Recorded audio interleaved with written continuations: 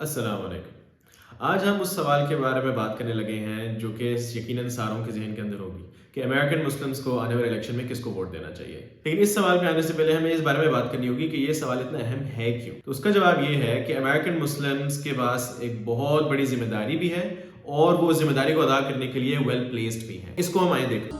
صمت فقالوا كليل اللسان نطقت فقالوا كثير الكلم حلمت فقالوا صنيع جبان ولو كان مقتدرا لانتقم۔ سب سے پہلے یہ کہ امریکن مسلمز ایک اچھی خاصی پاپولیشن ہے، یعنی امریکہ کے اندر 1.5 سے 2% آبادی ہے اور اسپیشلی ان کی آبادی جو ہے نا وہ کانسنٹریٹڈ ہے سرٹن سوئنگ سٹیٹس کے اندر، یعنی کہ وہ سٹیٹس جن کا الیکشن کے اثرات کے اوپر ایک گہرا اثر ہے۔ پہلی تو یہ بات ہوگی۔ دوسری بات یہ کہ امریکن مسلمز امریکن سوسائٹی کے اندر اچھی خاصی خوشحال طبقے سے تعلق رکھتے ہیں۔ یہ وہ لوگ ہیں جو کہ ڈاکٹرز ہیں، انجینئرز ہیں، لائرز ہیں، بزنس ایگزیکٹوز ہیں۔ یہ وہ لوگ ہیں جو اتنی اچھی خاصی اماؤنٹ آف ٹیکس ادا کرتے ہیں گورنمنٹ کو۔ وہ گورنمنٹ اس ٹیکس کو استعمال کر کے غریب مسلمان ممالک کے اوپر حملے کرتی ہے، بمباری کرتی ہے اور وہاں پہ لاکھوں لوگوں کی پچھلے کئی سالوں میں جان لے چکی ہے۔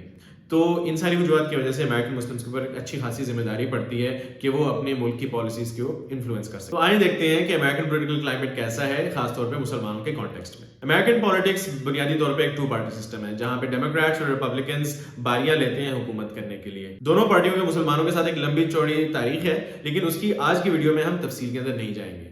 لیکن بنیادی طور پہ یہ جان لینا کافی ہے کہ 9/11 کے بعد مسلمان 2 ایسی پارٹیوں کے بیچ میں اپنے آپ کو پھنسے ہوئے محسوس کر رہے تھے، جس میں سے ایک پارٹی ان کے ساتھ بہت ساری اخلاقی اقدار شیئر کرنے کے باوجود ان کو ہراس کرنے اور ان کی سرویلنس کرنے پہ تلی ہوئی تھی۔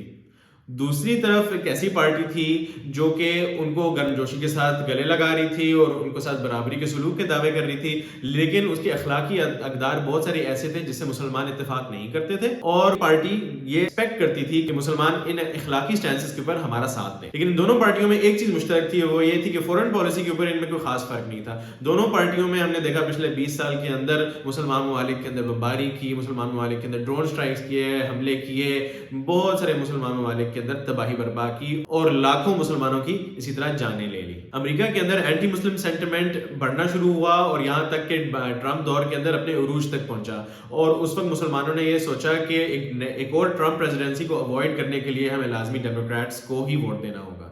اس طرح کرتے کرتے 2020 میں ہم دیکھتے ہیں کہ جو بائیڈن پریزیڈنٹ بن جاتے ہیں، اور وہ جو بائیڈن جنہوں نے ایک بہت بڑے ٹرمپ پریزیڈنسی سے بچانا تھا مسلمانوں کو، ان کے دور حکومت کے اندر غزہ میں فلسطینیوں کا بدترین قتل عام شروع ہوتا ہے اور وہ آج تک چلتا آ رہا ہے، جس میں اسرائیل امریکہ کے دیے ہوئے طیاروں اور امریکہ کے دیے ہوئے ہتھیاروں کے ساتھ اب تک 40,000 سے زیادہ فلسطینیوں کا قتل عام کر چکا ہے اور اس سے کہیں زیادہ کو زخمی یا زندگی بھر کے لیے معذور کر چکا ہے۔ غزہ دنیا کا سب سے بڑا اوپن ایئر کنسنٹریشن کیمپ بن چکا ہے جہاں 20 لاکھ سے زیادہ مسلمان پھنسے ہوئے ہیں، دنیا کی بدترین حالات زندگی گزار رہے ہیں اور ان کے پاس امن اور امان میں رہنے کے لیے کوئی جگہ میسر نہیں ہے۔ امریکہ کے مسلمانوں نے غزہ کے مسلمانوں کے حالات دیکھ کر بہت پروٹیسٹ کیا، خاص طور پہ یونیورسٹی کیمپسز کے اندر، لیکن بائیڈن ایڈمنسٹریشن کے سر پہ جوں تک نہیں رہی اور وہ اسرائیل کو بم اور ہتھیار مستقل پہنچاتے رہے۔ یوں کرتے کرتے ہم آج کی تاریخ تک پہنچ جاتے ہیں اور ہم دیکھتے ہیں کہ الیکشن ہمارے سر کے اوپر ہے اور مسلمان سوچ رہے ہیں کہ انہوں نے ووٹ کس کو دینا ہے۔ یوں تو دیکھا جائے کہ امریکی پولیٹکس کے اندر بہت سارے ایسے موضوعات ہیں جنہوں نے پولیٹکس کو ڈیوائڈ کیا ہوا ہے اور پولرائز کیا ہوا ہے، مثلا ریسزم ہو گیا، جینڈر اینڈ سیکس آئیڈیالوجی ہو گئی، امیگریشن ہوگی، وغیرہ وغیرہ، اکانومی ہو گئی۔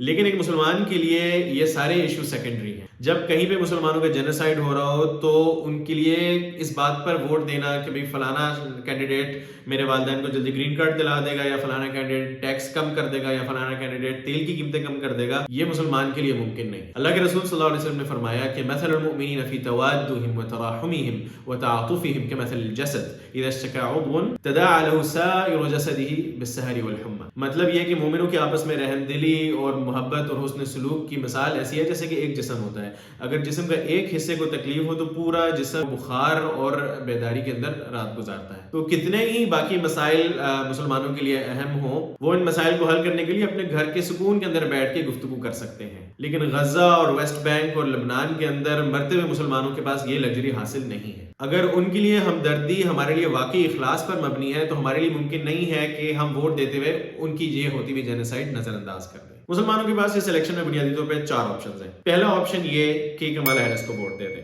کمالا ہیرس جنہوں نے مسلمانوں کے ساتھ ہمدردی کے لیے کچھ علامتی کلمات کہنے کے بعد یہ بات واضح کر دی کہ وہ کمیٹڈ ہیں اسرائیل کی مدد کرنے کے لیے اور یہ کہ وہ جینوسائیڈ کو اپروو کرتی ہیں. اس کے علاوہ وہ اس وقت کرنٹلی وائس پریزیڈنٹ ہیں جبکہ جینوسائیڈ ہو رہا ہے اور وہ اس کے بارے میں کچھ بھی نہیں کر رہی. کچھ مسلمان یہ سمجھتے ہیں کہ کمالا ہیرس کو اس لیے ووٹ دے دینا چاہیے کیونکہ ٹرمپ تو ان سے بھی برے ہوں گے. لیکن اصل میں بات یہ ہے کہ آج کے دن میں ڈیموکریٹس کو ووٹ دینے کا مطلب یہ ہے کہ جینوسائیڈ کو ووٹ دینا. ہم ڈیموکریٹس کو یہ بتا رہے ہیں کہ تم جتنا بھی برا عمل کر لو, تم جتنے بھی مسلمانوں کو قتل کر لو, جتنی بھی نسل کشی کر لو, ہمارا ووٹ تمہیں ہی ملے گا, اس لیے کیونکہ ٹرمپ تو تم سے بھی برا ہے.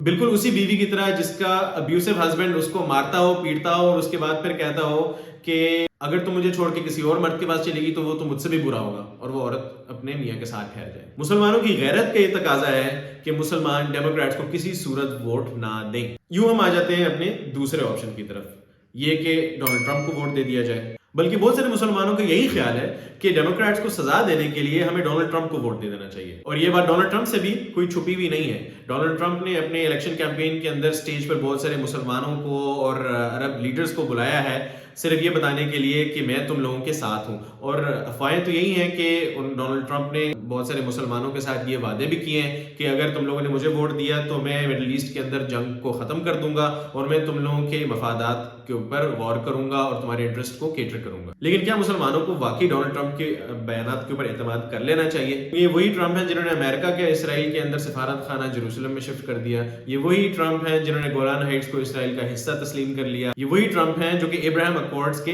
اوریجنل آرکیٹیکٹ ہیں. اس کے علاوہ یہ ہے کہ ایونجیلیکلز جو کہ ایک کرسچن گروپ ہے, یہ ٹرمپ کی ووٹر بیس کا ایک بہت بڑا حصہ ہے اور یہ پکے زائنسٹ ہیں.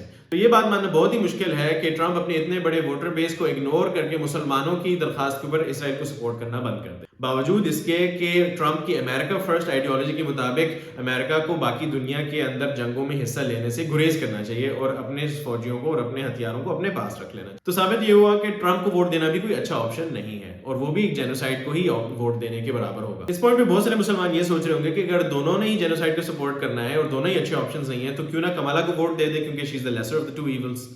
تو اس بات سے میں بالکل اتفاق نہیں کرتا. اول تو یہ کہ ایک شخص جو کہ اس وقت جینوسائیڈ میں ملوث ہو اس شخص کے برابر نہیں ہو سکتا جو کہ شاید کہ مستقبل میں جینوسائیڈ کرے. دوسری بات یہ ہے کہ ٹرمپ بہت ہی انپریڈکٹیبل ہے اور بہت سارے جنہوں نے ریڈیکل کلیمز کیے تھے جیسے کہ بلڈ اے وال, دیوار بنائیں گے, ہم مسلمانوں کو بین کر دیں گے, وہ سارے صرف دعوے ہی رہے اور انہوں نے اپنی پوری پریزیڈنسی کے اندر کچھ بھی نہیں کیا. Kamala on the other hand predictably pro genocide ہے. لیکن اگر ہمیں یقین بھی ہو جائے کہ ٹرمپ بھی جینوسائیڈ کو اسی طرح سپورٹ کریں گے جس طرح کمالا کر رہی ہیں تو بھی میں سمجھتا ہوں کہ زیادہ بہتر ہوگا کہ ایک ظالم کو دوسرے ظالم کی جگہ لے کر آیا جائے اور دوسرے ظالم کی جگہ تیسرے ظالم کو لے کر آیا جائے تاکہ ان کو نشان عبرت بنا لیا جائے اور ان کو یہ باور کرایا جائے کہ جینوسائیڈ کو سپورٹ کر کے آپ کو دوسری پریزیڈنشل ٹرم نہیں مل سکتی. یہ ہمیں لے کر آ جاتا ہے تیسرے آپشن کی طرف اور وہ یہ ہے کہ مسلمان اس الیکشن کو کمپلیٹلی بوائکاٹ کر لیں. لیکن یہ آپشن دراصل سب سے بری آپشن ہے. اس کی وجہ یہ ہے کہ مسلمان ووٹ نہ کر کے امریکن پالیٹکس کو یہ بتا رہے ہیں کہ ہماری رائے کی کوئی خاص اہمیت نہیں ہے کیونکہ ہم نے تو ووٹ نہیں کرنا, آپ نے جتنی جینوسائیڈ کرنی ہے جو بھی کرنا ہے ہمارا اس سے کوئی لینا دینا نہیں ہے, آپ کرتے رہیے. اور نہ ہی ان کی آبادی اتنی زیادہ ہے کہ ان کے ووٹ نہ کرنے سے ووٹر ٹرن آؤٹ پہ کوئی خاص فرق پڑے اور امریکن عوام کو یہ بات باور کرائی جائے کہ مسلمانوں کو امریکن پولیٹیکل پروسیس کے اوپر اعتماد نہیں ہے. اس کے برعکس مسلمانوں کو یہ پیغام پہنچانا ہوگا کہ مسلمانوں کا ووٹ انتہائی قیمتی ہے اور ان کے ووٹ لیے بغیر کوئی بھی پارٹی پریزیڈنشل الیکشنز نہیں جیت سکتی. بالکل یہی اسٹریٹجی اے پیک استعمال کرتی ہے. اے پیک ایک لابینگ فرم ہے جو کہ hundreds of millions of dollars خرچ کر کے امریکن پولیٹیشنز کو یہ بات سمجھاتی ہے کہ آپ کے انٹرسٹ میں ہے کہ آپ اسرائیلی مفادات کے مطابق چلیں اور اگر آپ نے ایسا نہ کیا تو سیاست میں آپ کا کوئی مستقبل نہیں ہے. تو پہلے 3 آپشنز کو ایلیمینیٹ کرنے کے بعد اب ہم آتے ہیں اپنے چوتھے آپشن کی طرف اور یہی وہ آپشن ہے جس کو میں انڈورس کرتا ہوں. تھرڈ پارٹی کو ووٹ کریں. کس پارٹی کو؟ جس مرضی پارٹی کو. گرین پارٹی کی جل اسٹائن کو کریں یا لبرٹیرینز کی چیس آلبرٹ کو کریں یا کارنل ویسٹ کو کریں جو کہ انڈیپینڈنٹ ہیں.